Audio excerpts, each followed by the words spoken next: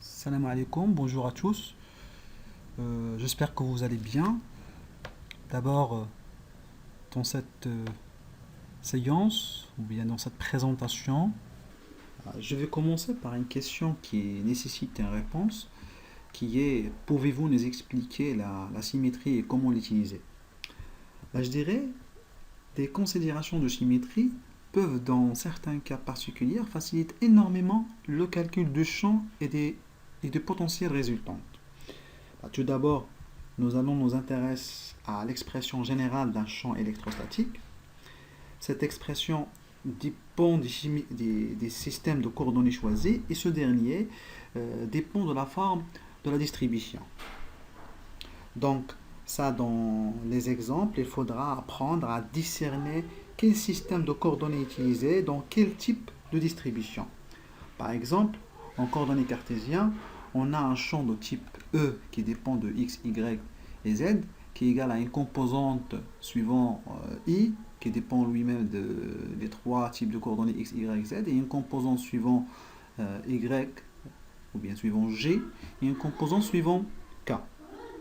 Et donc, on voit en fait, il y a trois coordonnées de dépendance, x, y, z, mais aussi trois composantes dépendent de ces trois coordonnées.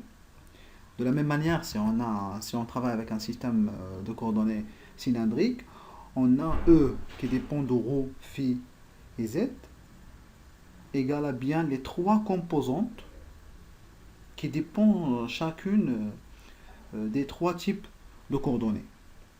Et donc, on va voir que les invariances et les symétries vont nous permettre de simplifier ces expressions en général en supprimant soit les composantes, soit des coordonnées de dépendance des composantes en question, bien évidemment.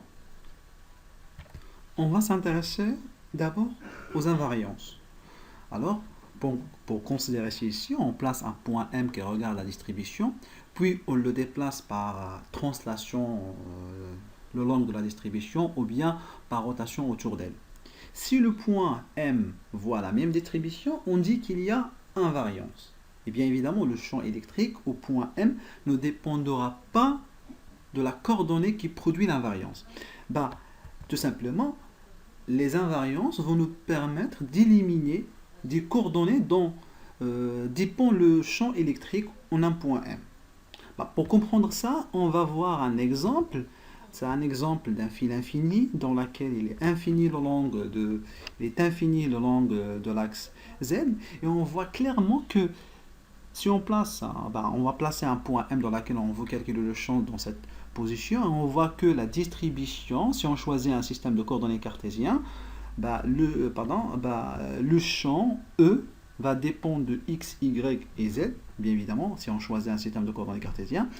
Et on voit bien évidemment que la distribution des charges, il est invariant selon l'axe EZ, selon l'axe Z.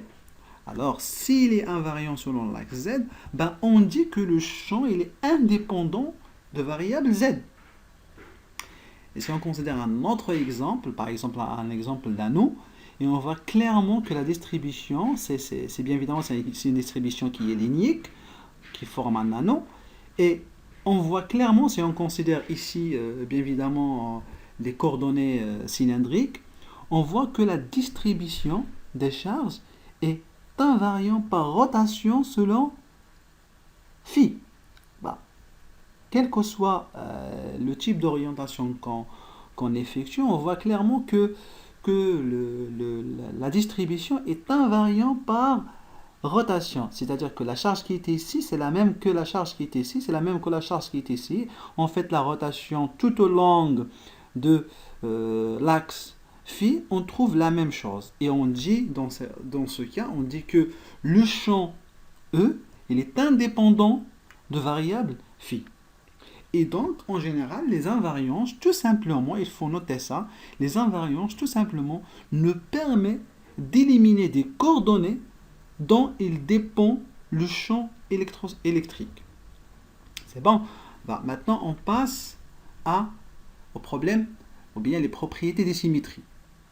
Ici, les propriétés de symétrie d'une distribution de charge électrique permettent de déterminer en un point quelconque dans l'espace la direction du champ électrique créé par cette distribution. Donc, les invariances nous permettent de déterminer les indépendants du champ et les symétries nous permettent de déterminer la direction du champ, c'est-à-dire le porteur du champ.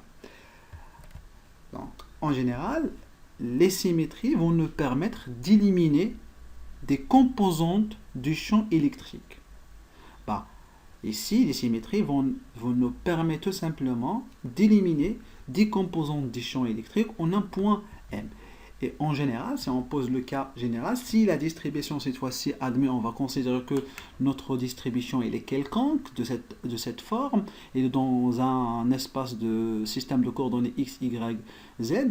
Et on dit que si la distribution admet un plan de symétrie nommé pi, alors la conséquence c'est que le champ appartient nécessairement à ce plan de symétrie. Et une chose très importante à signaler,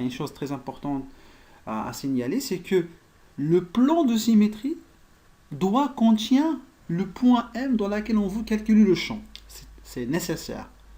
Alors si le plan de symétrie ne contient pas M, alors on ne parle pas de symétrie du problème. Il faut qu'il contienne M.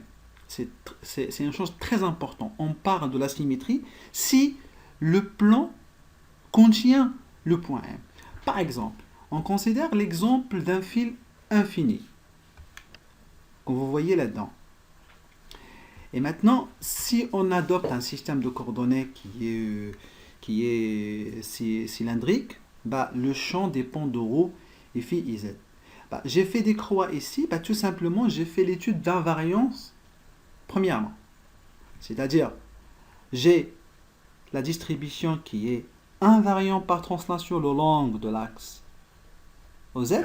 Donc, c'est ça pourquoi j'ai éliminé ou bien j'ai supprimé le variable Z.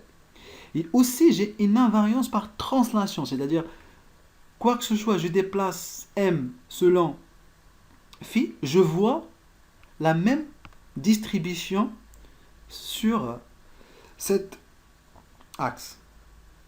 Et donc, on dit que il y a une invariance par rotation le long de la variable phi. Et donc, le champ n'est indépendant il est indépendant de z et indépendant de phi. Il dépend que de ρ. Alors, l'étude d'invariance me permet de déterminer les indépendants du champ, c'est-à-dire maintenant le champ global ça va écrire sous la forme de ρ, e phi et ez, et qui dépend que de variable ρ. Et maintenant, on va utiliser les symétries pour tout simplement éliminer ou bien supprimer les composantes. Quelle est la composante qu'on va supprimer? Alors, d'abord, on a ce qu'on appelle le fil infini. Il est infini, bien évidemment. Donc, s'il est infini, il admet un plan de symétrie, dit P1, qui est formé, ce plan-là, il est formé par les vecteurs oraux du E phi. Donc, c'est un plan qui est, si je veux dire, c'est un plan qui est perpendiculaire à la distribution. Donc, voilà notre plan P1, il est perpendiculaire à la distribution. Donc, c'est le plan qui est formé par les vecteurs unitaires oraux et E phi. C'est un plan de symétrie parce que le fil est infini. Donc, si on coupe le fil en deux, il reste une moitié qui est infinie ici et une moitié qui est infinie ici. Donc, c'est un plan de symétrie. Et comme vous pouvez le voir, le plan de symétrie P1, et bien évidemment, il contient le point M. Maintenant, il y a un deuxième plan de symétrie, dit P2, qui est formé par le vecteur unitaire oraux et EZ, le P2. Bien évidemment, il est formé par le vecteur unitaire oraux et EZ. Aussi, c'est un plan de symétrie. Imagine que c'est le plan de diapositive, ou bien. C'est le plan de diapositive. Alors, si on a deux plans de symétrie, alors que le champ E est porté à la fois dans le plan P1 et à la fois dans le plan P2. Et donc, si on a deux plans de symétrie, alors que le champ, il est porté seulement sur l'intersection des deux plans de symétrie. Ce qu'il faut rappeler, c'est que toujours, le plan de symétrie, c'est un plan qui porte le champ, c'est un porteur de champ électrique. Et si on a deux plans de symétrie, alors l'axe qui coupe, ou bien l'axe d'intersection des deux plans de symétrie, c'est l'axe qui porte le champ électrique. Et si on a trois plans de symétrie, donc les trois plans s'intersectionnent sur un seul point, et donc le champ total sur ce point, on dit qu'il est nul. Donc les propriétés de symétrie qu'il faut rappeler, c'est que le champ est porté par le plan de symétrie. Et que le plan de symétrie, il doit essentiellement contenir le point M. Si on ne contient pas M, on ne parle pas de plan de symétrie. Même s'il existe un plan de symétrie. C'est bon? Bon, maintenant on va voir clairement ça sur les exercices que je vais citer dans cette présentation. Bon, on va commencer par de résoudre l'exercice 1 qui est intitulé champ d'un demi-cercle et d'un demi-disque chargé. Dans cet exercice, ils ont considéré un arc de cercle CC', de centre O et de rayon grand R, d'angle au sommet 2 alpha, situé dans le plan X ou Y, porte une charge lambda par unité de longueur, qui est répartie uniformément. Et sur l'axe OX, la bisectrice de l'angle COC'. La bisectrice, c'est Monasef Zawiya. Zawiya, c'est OC'. Et au Z, l'axe perpendiculaire au plan COC'. Et on nous demande de calculer les composantes des champs électriques E en un point M situé dans l'axe OZ et au centre, bien évidemment, O.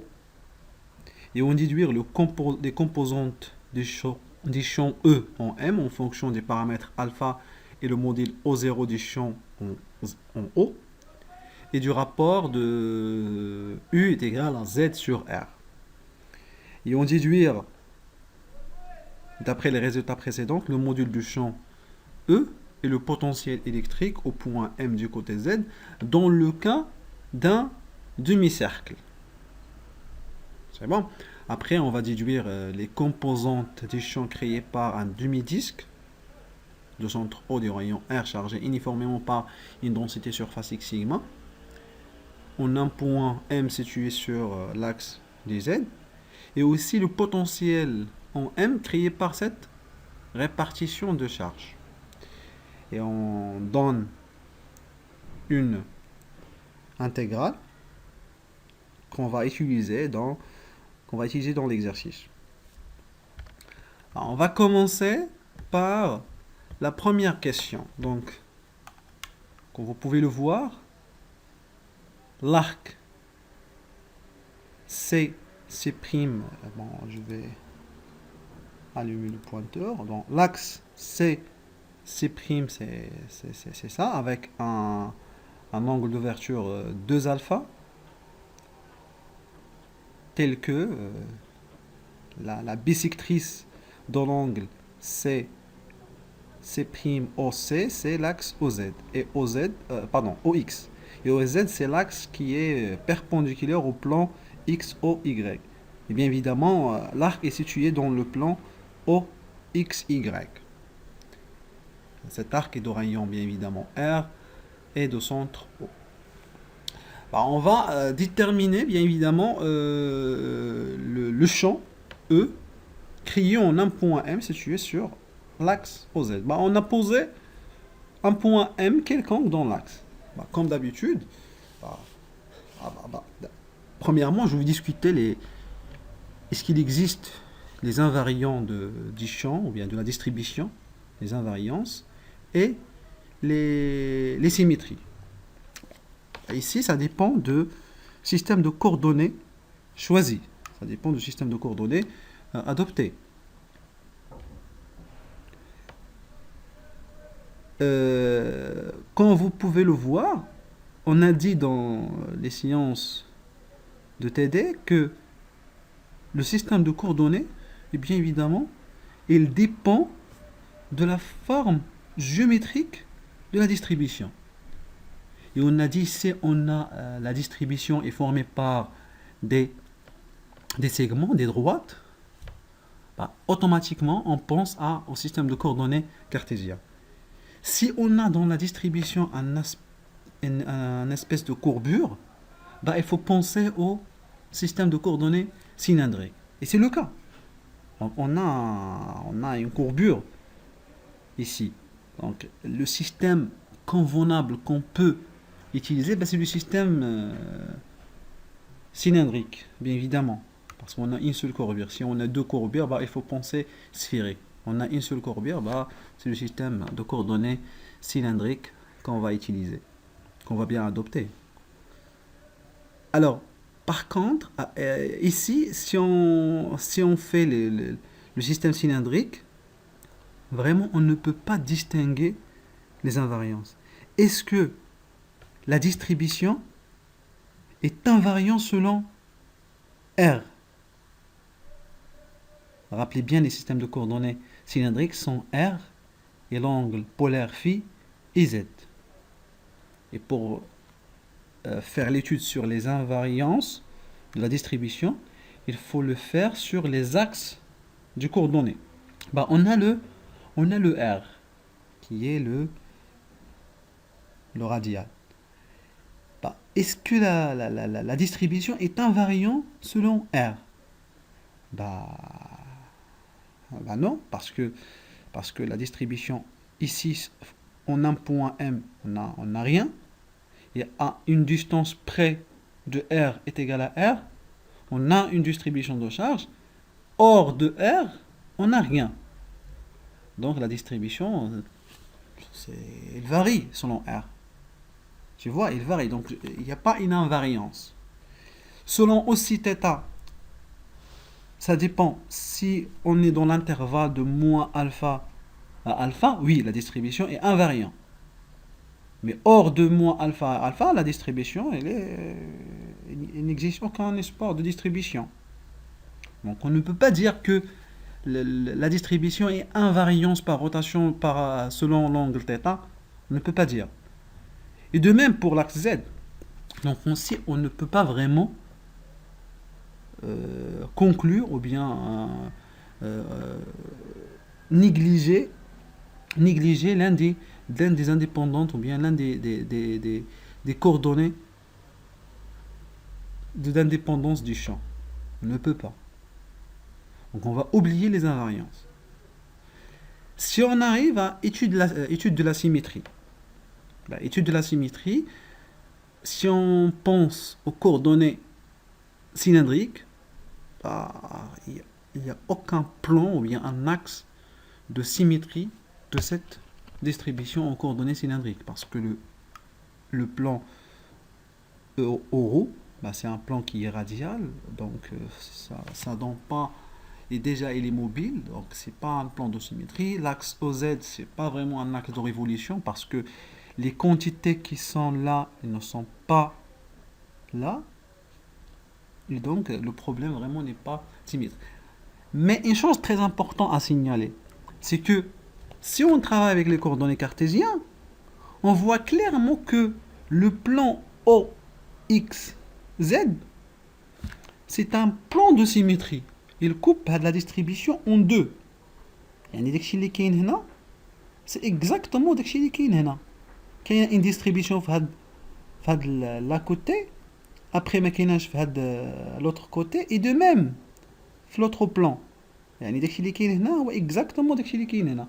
C'est exactement ce qui est là. Donc on peut dire que le plan OXY, c'est un plan de symétrie. Et si tu as un plan de symétrie, bien évidemment, où le plan de symétrie il contient M, et voilà le M il est dans l'axe OZ, Donc le plan OXZ il contient M, mais aussi c'est un plan de symétrie. Bah, si la quantité le cas, bah, fortement, le champ est porté dans le plan de symétrie. C'est-à-dire le champ, il a deux composantes. Il y a une composante suivante I et une composante suivante Z. Il y a une composante suivante Y, c'est-à-dire que E, Y égale à 0. Et Kif la présentation précédente, on dit que les invariances qui éliminent les coordonnées de l'indépendance et la symétrie qui élimine les composantes du champ. يعني élimine EX ou la EY ou la EZ, ça dépend du système de coordonnées les خدام. C'est juste une constatation. Oui, je parle beaucoup sur le problème. Comment on fait l'étude sur les invariances et comment on fait l'étude sur les symétries. C'est bien de faire ça. Il faut d'abord savoir quel est, en final, le champ. Bon, finalement, on va trouver un champ qui est avec une composante suivant I et une composante suivant K. Alors, je vais adopter bien évidemment le système de coordonnées cylindrique. Normalement, si on a un plan de symétrie par rapport à l'axe au plan OXZ, normalement, qu'est-ce qu'on a les coordonnées cartésiennes? Ça serait bien. J'ai déjà une composante limhida. Alors que le système coordonné cylindrique, mais il y a des composantes limhida. Il y a la composante euro, il y a la composante Eθ, il y a la composante EZ. Il y a trois composantes qui sont trois. Alors que le cas cylindrique, on ne que deux composantes, il y a EX et EZ. C'est bien, normalement, le calcul par les coordonnées cartésiennes, ça serait facile. Mais je vais faire le cas par les coordonnées cylindriques. Comme une chose très importante, le cas si on travaille avec les coordonnées cylindriques. Il y a un truc qu'il faut faire attention dedans. Comme d'habitude, si on n'a pas, tant qu'on a choisi de travailler avec le système de coordonnées cylindriques, alors on va choisir comme d'habitude un calcul direct. C'est-à-dire on va créer la loi de Coulomb, les lois dq sur 4pi epsilon 0, la distance Pm sur le module de Pm à la puissance 3. Donc on a choisi un petit élément dl, sur la distribution, ou bien dans la distribution, dans laquelle on a positionné par le point P. Et notre dl est égal à grand R défi. Donc c'est un grand R défi. Il faut revoir les quantités élémentaires les systèmes de coordonnées. Alors que l'élément hada, créera un champ élémentaire au point M, dit DE. L'expression de DE, d'après la loi de Coulomb, c'est ça, c'est dq sur 4pi epsilon 0. Et dq, on dit qu'il est relié par la distribution linéique par la relation lambda fois dl, et dl est égal à r défi sur 4pi epsilon 0, et pm sur le module de pm au carré. Il faut déterminer le pm. Tant qu'on a choisi de travailler avec le système de coordonnées cylindrique, il faut exprimer le vecteur pm dans le coordonnées cylindrique. Et donc, le pm d'INA, il y a le vecteur, j'ai fait une relation de Chasles, pm c'est le vecteur po, voilà, le vecteur pm c'est le vecteur po plus le vecteur om. Le vecteur po c'est la distance grand R suivant la direction moins er, parce que le euro elle est sortie de le sens ADA, et PO il est de sens opposé. C'est ça pourquoi j'ai mis moins R suivant euro plus la distance OM, il y a Z, la côté Z, suivant le vecteur unitaire K. C'est bien. Donc on va calculer le champ total, on va faire l'intégrale. Je remplace avec le PM par leur expression, il y a moins R euro plus ZK sur la racine carrée, il y a le module le R carré plus ZK à la puissance 3. Donc je vais séparer les comme vous voyez, comme vous voyez que lambda R sur 4pi epsilon 0, c'est une constante par rapport à défi. Parce qu'on va faire l'intégrale par rapport à l'angle polaire, défi. Défi, c'est l'angle qui fait le point, l'axe Y vers... Attention, j'ai fait vraiment un erreur des axes. Donc ici, normalement, ça c'est X. Ici, c'est Y. Mais c'est bien, c'est bien. C'est pas un problème. On peut le dire normalement, l'axe, il le dit que j'ai. Tu vois, c'est juste un problème d'axe. C'est bon, c'est pas un problème. On continue. Ah oui, bah, l'angle polaire. L'angle polaire, c'est défi. L'angle polaire qui est dans le plan. C'est bon. Donc, le R, c'est une constante. Lambda aussi, c'est une constante. Car pi epsilon 0, c'est une constante. On peut le sortir dans l'intégrale. R, c'est une constante grâce au la quantité racine de R carré plus Z carré. Le R, c'est une constante. Z, c'est une constante par rapport à phi. Lorsqu'on varie l'angle polaire alors que Z ne varie pas, c'est un point qui est fixe dans Z. Donc, il a l'angle polaire à 9 le plan. Le point M. Donc, le Z, il est indépendant de la variation. Il est constante, on dit, il est constante par rapport à la variation de phi. Donc, on peut sortir la quantité كاملة من l'intégrale. علاش هادشي كامل il est constante par rapport à phi. Et bah, ici, donc, j'ai décompose les deux quantités. Les quantités par rapport à le vecteur suivant O et les quantités le suivant le vecteur K. C'est bon. Donc, on a sorti le portion dans l'intégrale parce qu'il est constante. Et de même, maintenant, on a sorti dans l'intégrale. Une chose très importante, c'est que le euro, c'est pas une constante par rapport à la variation de phi. Et on sait bien dans les coordonnées cylindriques que euro, il dépend de l'angle polaire phi. Alors, si on fait sortir l'intégrale, on fait une bêtise. Parce que euro, c'est un vecteur unitaire qui dépend de phi.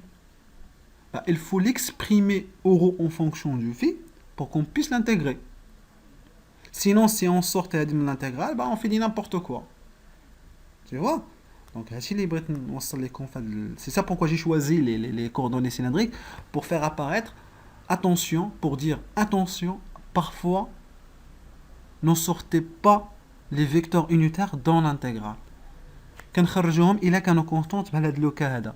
Le K خرجتها من l'intégrale علاش حيت tout simplement le vecteur unitaire K il est indépendant de la variation de phi. Il est constant, il est fixe K. Alors que les vecteurs unitaires euro et Eθ, ce sont des vecteurs unitaires qui sont mobiles, d'après les coordonnées cylindriques. Ce sont des vecteurs qui dépendent de l'angle polaire. Ils sont mobiles. C'est bon. Donc, l'intégrale, il est facile. Elle va nous donner 2 alpha. Et je vais exprimer le euro par leur expression en fonction de alpha. C'est-à-dire, on va faire la projection. Je vais écrire comment. Donc, normalement, euro, pardon, sur l'écriture, parce que j'ai pas une tablette stylo. Je fais seulement la souris. Donc, euro, c'est égal à un cosinus alpha suivant U plus un sinus alpha suivant G.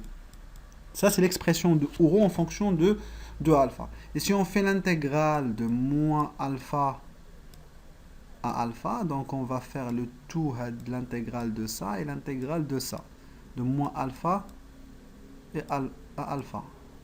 J'ai mal écrit, pardon. De moins alpha à alpha. Et donc la propriété mathématique dit dans ce cas, c'est que le sinus alpha est une fonction qui est impaire, alors que l'intégrale de moins alpha d'une fonction impaire, est égale à 0, tout simplement. Et c'est une fonction qui est paire, donc égale à 2 fois l'intégrale de 0 à alpha, qui nous donne 2, le cosinus, l'intégrale du cosinus, c'est le sinus. Et donc j'ai évalué sur les bornes de 0 et alpha, je trouve sinus alpha. Donc l'intégrale nous donne 2 fois sinus alpha. C'est bon? Alors, je vais effacer Hachi Kamel. Hop, hop, hop.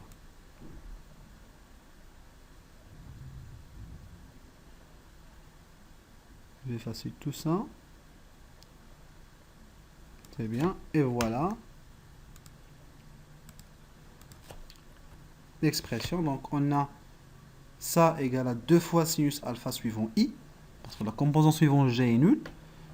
Et 2 va simplifier avec le 4, il reste 2. Ou maintenant ça donne 2 alpha. Il va simplifier avec le 2. Et voilà le résultat qu'on a trouvé. On a trouvé que le champ total E a une composante suivant U et une composante suivant K. Et c'est exactement la constatation qu'on a fait lorsqu'on a un plan de symétrie, les OX, Z. On a le champ est essentiellement porté, ou bien voilà, est porté dans le plan OX, Z. C'est-à-dire que le champ a une composante suivant I et une composante suivant K.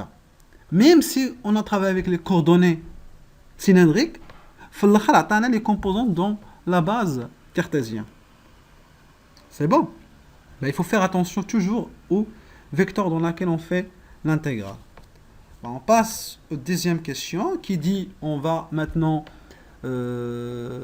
calculer le champ au centre O, c'est-à-dire au point là, enfin le point A dit, et on déduire les composantes de E, c'est-à-dire on va réécrire le champ. Donc on a le champ, on a un point Z situé à l'axe OZ, donc c'est en un point M situé dans l'axe Z, voilà le champ total.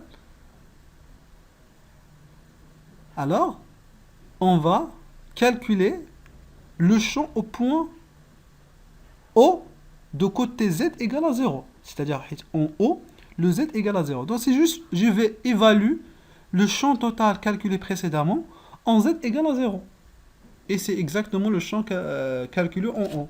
Si on évalue, donc ça, on va trouver que Z égale à 0, donc ça étant vers 0. هذه 0, Z égale à 0, R carré, la racine carré d'elle à la puissance 3, et nous donnons c'est R, la puissance 3, elle va simplifier, et donne 1 sur R. Et donc, ce champ est d'une seule composante, c'est le champ d'expression lambda sur 2pi epsilon 0, sinus alpha sur R suivant U. L'autre composante égale à 0 parce que Z égale à 0. Alors, on va déduire les composantes de E, c'est-à-dire on va réécrire l'expression, le champ total en un point M. On va le réécrire en se basant sur les paramètres alpha et le module de dit E0 du champ. Donc on va calculer le module de ça. Ça donne E0 qui est égal à lambda sur 2pi epsilon 0 fois le sinus alpha sur R. Bah, c'est le module de champ crié en haut. Et de rapport U est égal à Z sur R. Donc c'est juste on va réécrire ça. Donc si on veut réécrire ça, on a lambda sur 2pi epsilon 0 fois le sinus alpha sur R. Donc je vais factoriser ici par R carré pour trouver le Z sur U qui donne U au carré. Le R carré c'est le R3. Je vais simplifier R carré ma R3 donner 1 sur R. Et donc lambda 2pi epsilon 0 sur R اللي غتخرج maintenant multiplié par sinus alpha, je vais le remplacer par le O0. Et voilà. Tu vois, donc j'ai tout regroupé هذه كاملة par le O0. Ou le تحت c'est la racine de 1 plus Z sur R au carré qui donne I au carré. Suivant I. De l'autre côté, je vais factoriser par R هنايا غتخرج لي R carré. Comme vous voyez, R carré, donc ça va donner 1 plus I au carré, c'est Z sur R au carré. Donc, R3 هنايا, je vais simplifier avec R, غتبقى لي R carré, غتبقى لي R carré لتحت, غناخذ واحد ال R غنعطيه Z باش نصايب لو U, ويبقى لي ال R لتحت, donc lambda sur 2pi epsilon 0 sur R, je vais le remplacer par E0 sur sinus alpha. C'est exactement ce que j'ai écrit là. C'est E0 sur sinus alpha multiplié par alpha libras fois un U sur la racine carrée de 1 plus I au carré sur 3 suivant la composante ou bien suivant le vecteur unitaire K. Bon, c'est juste un calcul normalement ça. Donc أنا ما عندكمش فين تخربقوا غير تعاودوا tu vas trouver les mêmes résultats. C'est juste un calcul, c'est juste des techniques mathématiques dedans. Alors, on va passer maintenant aux deuxième question. Bah, qu'est-ce qu'il dit la deuxième question? Il dit déduire. Alors, toujours lorsqu'on entame déduire, toujours il faut utiliser les résultats précédents. Donc, déjà il dit déduire des résultats précédents, le module du champ EZ et le potentiel électrique au point M de côté Z dans le cas d'un demi-cercle. La question 1, on a calculé le champ dont on a calculé le champ le cas de demi-cercle. Cette fois-ci, on nous demande, oui, une cercle de côté alpha, bien de sommet 2 alpha. Maintenant, il nous demande de le calculer le cas du demi-cercle. Tu vois? Donc, le demi-cercle n'est que un cas particulier de l'arc de cercle de ouverture alpha est égal à P sur 2. Donc, je prends le champ EZ et je vais l'évaluer en alpha égale à P sur 2. Si vous vous rappelez bien, le O0 qu'on fait le 1 sur sinus, qu'on fait le sinus alpha هنايا. Donc le sinus P sur 2 dans 1, donc il prend le O0 جديد هو هذا. Et de même كانت واحد le sur sinus alpha هنايا تا هو غيولي واحد وكانت واحد الفا هنايا غنعوضها P sur 2. Donc je trouve l'expression ديال le champ créé par un demi-cercle. Parce que le demi-cercle, c'est juste un cas particulier de l'arc de cercle avec un alpha qui varie avec égal à P sur 2. Et si on veut calculer le module de ça, il nous demande le module bien évidemment, c'est juste la composante suivante x au carré, plus la composante suivante z au carré, toutes en racine. Et on trouve l'expression hada. On va calculer le potentiel électrique Vm en M. Donc on va utiliser la relation du potentiel qui dit le potentiel, évidemment en Z j'écris en U parce que c'est juste une fonctionnaire. Le fonctionnaire c'est la fonction d'une fonction parce que le U il dépend aussi de Z. Donc normalement si on écrit V de U c'est exactement lorsqu'on écrit le V de Z parce que le U il dépend de Z. Est égal au champ E scalaire dl. Donc ça c'est l'expression le potentiel. Normalement ça conduit à dire que le E égale à un moins grade V. Donc ça c'est l'expression le potentiel. Si on utilise les notations ou bien les formules vectorielles, on trouve que le E est dérive d'un potentiel. Et ça l'intégrale de E scalaire dl, c'est la définition de la circulation du champ E. Une chose très importante à signaler, c'est que la plupart des étudiants c'est que le dl il n'a rien à voir avec le dl de la distribution. Il n'a rien à voir avec le dl de la distribution. Pourquoi? Parce que le dl qui est là, c'est l'élément de longueur dans le parcours d'IL E. La quantité, l'intégrale E scalaire dl, c'est la circulation de le champ. Vous me dites que la circulation fait le parcours, fait la trajectoire. Donc, avec la trajectoire, on va choisir le dl. Donc, mais chiffre la distribution, mais chiffre la cause de E. Donc, باش يكون عندي لو او خصني une distribution خصني لا كوز. الحساب اللي كنا كنديرو في الاول كنا كنحسبوا لو champ et on choisit l'élément dans la cause pour qu'on dise هذاك l'élément de champ va créer un هذاك l'élément de longueur va créer un champ. Cette fois-ci c'est pas l'élément dans la distribution, c'est un élément dans le parcours du champ. le parcours ديالو هذاك الباركور اللي غيدير. Donc je vais expliquer ceci parce que c'est très important. Donc le DL اللي عندي هنا je vais pas le choisir هنا في la distribution. Il n'a rien à voir avec la distribution. إمتى كندير DL ملي كنبغي نحسب لو champ. Parce que حيت هذيك DL c'est un élément de la distribution هو اللي créer un champ. وإني دابا هاد la relation c'est la circulation ديال le champ, c'est-à-dire le champ عندي غير غنشوف la circulation ديالو بحال لو كا ديال le travail, c'est exactement le travail. Le travail d'une force, si je remplace le E par la force, c'est exactement la même chose. Alors, ici, le DL اللي عندي هنا bah, c'est le parcours ديال le champ. دابا هنا le E عندي une composante suivant Z et une composante suivant I. وعندها هادو parcours هذا علاش كنحسبوا le champ en un point suivant sur l'axe OZ. يعني le parcours اللي كيدير le champ في هاد l'axe هذا bah c'est le parcours ديال l'axe OZ يعني كيمشي في هاد الباركور هذا. Donc le DL اللي غنشوازي c'est un DZ suivant K. Donc il n'a rien à voir avec la distribution. Et la plupart اللي كيشوفوا DL كيمشيو يعوضوها ب R dθ suivant Oθ. Non, et c'est faux. Parce que la circulation il n'a rien à voir avec la distribution. C'est la circulation du champ créé par cette distribution. Et donc je vais remplacer le E par leur expression. On dit une composante suivant I et une composante suivant K. C'est EX suivant I plus EZ suivant K.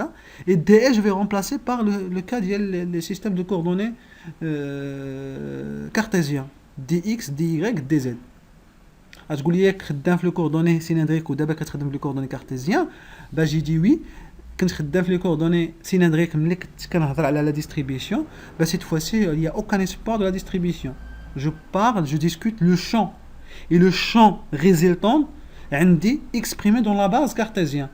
Et donc pour faire le produit scalaire bah il faut les deux quantités خصهم يكونوا décrits في le même base. Et tant que هادي عندي décrit la base cartésienne bah fortement dr c'est choisir la base cartésienne.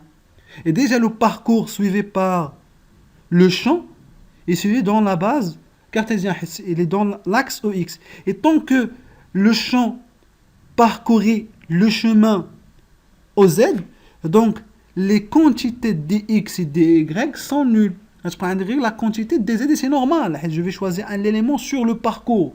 Et le parcours, c'est l'axe OZ. Donc, le DL, il faut le choisir dans la trajectoire du parcours. Ou la trajectoire du parcours indique qu'un axe est parallèle à Z, c'est exactement le EZ. Donc, l'élément de là est dz. Et donc, finalement, on trouve moins la composante suivant Z scalaire fois dz. Et le cas scalaire U égale 0 et le cas scalaire K égale à 1. On trouve que donc, le potentiel égale à moins EZ suivant dz. Il faut faire attention dedans. Il faut vraiment séparer les relations. Chaque relation, il faut le savoir, il faut l'interpréter, il faut savoir comment l'utilise la relation. Si DL, tu penses élément de la distribution. Il faut faire attention dedans. La formule, qu'est-ce qu'il dit? C'est la circulation. Et donc, l'élément dit l'élément différentiel, il faut le choisir dans le parcours d'y le champ. Tu vois, il faut interpréter les relations. En revenant, donc je vais remplacer la quantité E scalaire dl. Donc, on dit c'est la quantité ou bien la composante suivant K multiplié par dz. Donc, j'ai choisi la composante, il y a pi E0 sur 2, U sur la racine carrée de 1 plus U au carré à la puissance 3. On a quand j'ai dit dz, j'ai fait un changement de variable parce que la fonction il dépend de U. Et je sais bien que U est égal à Z sur R. Et donc, si je fais le différentiel, du égale à dz sur R. Et donc, dz égale à R fois du. Je remplace dz, il y a du fois R. C'est ça pourquoi on a R et R. J'ai fait l'intégrale de ceci. Voilà, l'intégrale de ceci elle est très simple. C'est juste la primitive, c'est 1 sur la racine carrée de 1 plus I au carré. Donc si on dérive ça, on trouve exactement u sur la racine carrée de 1 plus u carré à la puissance 3. Ben, c'est simple de le vérifier, de trouver l'expression. Plus une constante. Toujours lorsqu'on fait une primitive, comme vous voyez là, j'ai fait une primitive j'ai fait l'intégral sans les bornes. Lorsqu'on fait l'intégral sans les bornes, il faut toujours ajouter une constante d'intégration. Donc cette constante, il dit, c'est une constante d'intégration. Donc cette constante d'intégration, on le détermine via les conditions aux limites. Ben, les conditions aux limites on a la condition, c'est bien que le potentiel est l'infini, lorsque z tend vers l'infini, égale à 0. Et donc, si on tend vers le u vers l'infini, ça, elle tend vers 0. Et donc, il reste que la constante égale à 0. Et on trouve le potentiel final qui s'écrit sous la forme de pi e 0 r sur 2 fois 1 sur la racine de 1 plus i au carré. Attention, le e 0 c'est égal à lambda sur 2 pi epsilon 0, 1 sur r. Ne confondez pas le O0 avec le O0 d'IL, donc l'arc qu'on a de la question 1. Ici, c'est le O0 d'IL, le demi-cercle. Donc, on passe aux troisième question, qui dit, on déduire cette fois-ci, tout on fait, on va déduire en fait, les composantes cette fois-ci du champ créé par un demi-disque, je vais voir. Donc on a calculé le champ créé par un demi-cercle et on va déduire à partir de le champ le demi-cercle, on va déduire le champ créé par un demi-disque de centre O, de rayon R, chargé uniformément avec une densité surfacique sigma, en un point M situé sur l'axe Z. Normalement, lorsqu'on veut déduire, toujours il faut utiliser ce qu'on a fait précédemment. Alors, pour faire ça, normalement c'est pas pédagogique, mais je vais faire le calcul direct pour voir effectivement dans quel point on va utiliser le champ d'un cercle et comment on fait déduire. Tu vois? Donc, la réponse que je vais écrire, je fais le calcul direct. Le champ créé par un demi-cercle. Et on va voir dans quel point avec le champ créé par un demi-cercle. Donc, on va choisir un élément, comme d'habitude, un élément de surface, ds positionné en point P. Dites ds qui est égal à r dr défi. Donc, ce sont les coordonnées polaires. Cet élément de surface créera un champ élémentaire au point M, DE. Et si on utilise la loi de Coulomb, donc je vais remplacer le dq par le sigma ds. Le sigma ds, il y a sigma r dr dθ sur 4 pi epsilon 0, le pm sur le module de pm. Et le pm, cette fois-ci, dans le coordonnées polaires, il y a PO plus OM, avec cette fois-ci le PO, c'est moins petit r suivant euro. علاش حيت le P ما بقاتش عندي في la frontière ديال الcercle. ما بقاتش عندي في la cercle. ولات عندي في pardon le cercle. ولات عندي à l'intérieur ديال le disque. Donc c'est un R donné. Donc c'est moins RO plus ZK. Normalement c'est la même forme que PM précédente, juste que qu'un grand R ou laisse petit r. Tu vois? Et j'ai fait l'intégrale, donc on a deux grandeurs différentielles, les dr défi, automatiquement on va trouver deux intégrales. Donc l'intégrale l'oula est dr ou l'intégrale tena est défi. Donc l'intégrale l'oula, on va le évaluer de 0 jusqu'à r. Tu vois, c'est de 0 jusqu'à toujours r. Et l'intégrale de l'angle polaire défi, je vais les évaluer de moins pi sur 2 jusqu'à pi sur 2. C'est bon, de moins pi sur 2 jusqu'à pi sur 2. Et je vais remplacer avec le PM et leur module. Et quand vous voyez une chose très importante, donc je l'ai écrit en vert, quand vous voyez la portion هذه اللي هو l'intégrale de moins p sur 2 de p sur 2 sigma sur 4pi epsilon 0 de moins r euro plus zk sur la racine carrée de r carré plus zk au carré défi. L'expression هذا c'est exactement l'expression اللي حسبناها في le demi-cercle. Vous vous rappelez? C'est exactement l'expression اللي حسبناها في le demi-cercle. Alors si on a un champ créé par donc هذا je vais le remplacer par le champ اللي حسبناه حيت نفس الكالكول voilà يعطينا moins sigma r carré sur l'expression suivante i l'expression suivante k fois dr. Et donc là on conclut.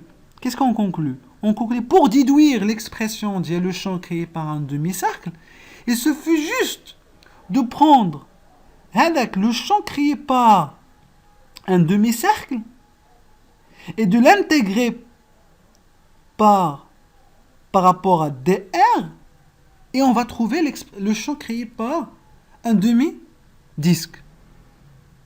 Tu vois?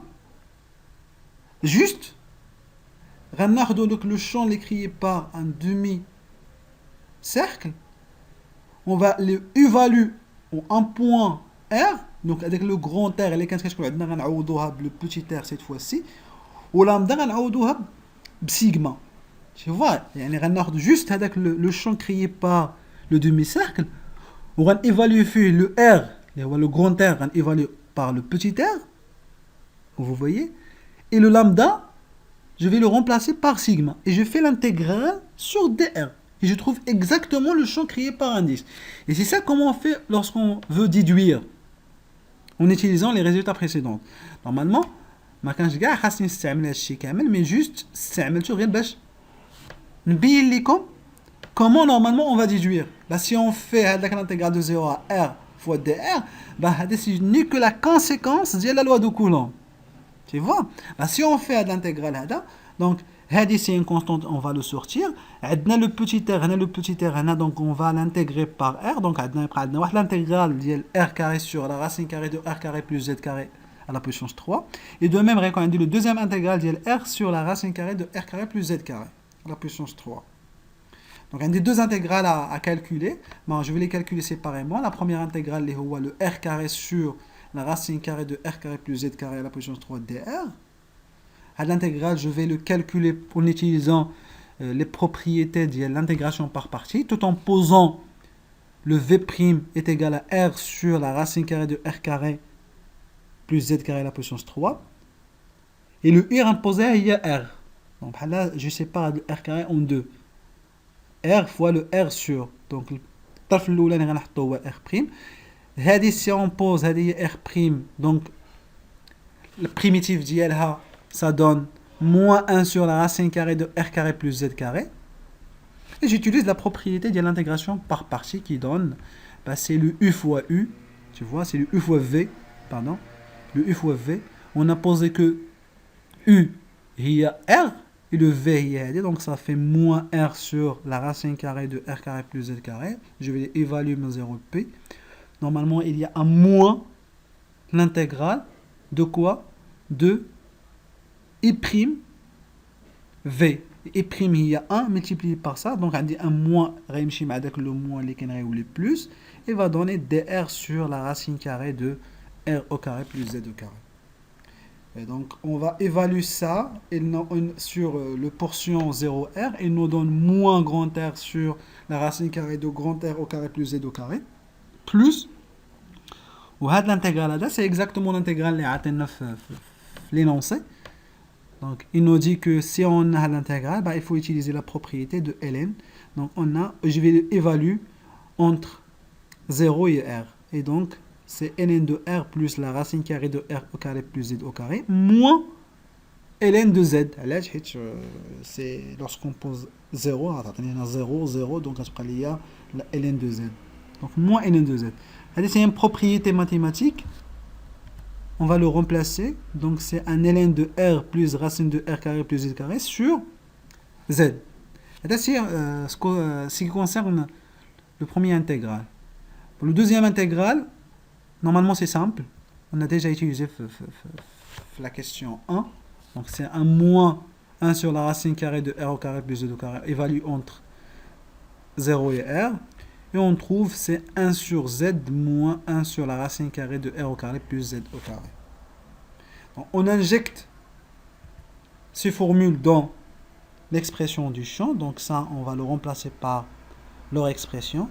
Donc on a entré le moins. Donc déjà le moins ou plus donc il va être simplifié avec le moins et déjà qu'il y en a. De même, on va remplacer le r par leur expression et on a entré le z. Donc avec 1 sur z sur les 1, on a le z sur racine carrée de r. Donc on a trouvé le champ créé par un demi-disque en utilisant bien évidemment le champ créé par un demi-cercle. C'est bon. Donc on va faire la même chose cette fois-ci. On va faire la même chose cette fois-ci pour le calcul de potentiel. Voilà, le potentiel, donc c'est la méthode comme on fait. Donc on a le potentiel électrique créé par un demi-cercle. Les V de Z est égal à la lambda sur 4pi epsilon 0 sur R fois R sur la racine de R carré plus Z au carré.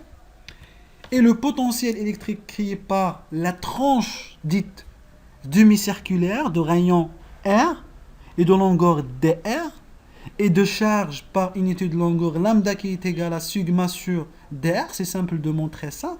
On a le dq égale à lambda dl égale à aussi sigma ds. Je remplace dl par r dr et je remplace s par r dr dθ. Je peux simplifier r dr r dr à lambda égale à sigma dr.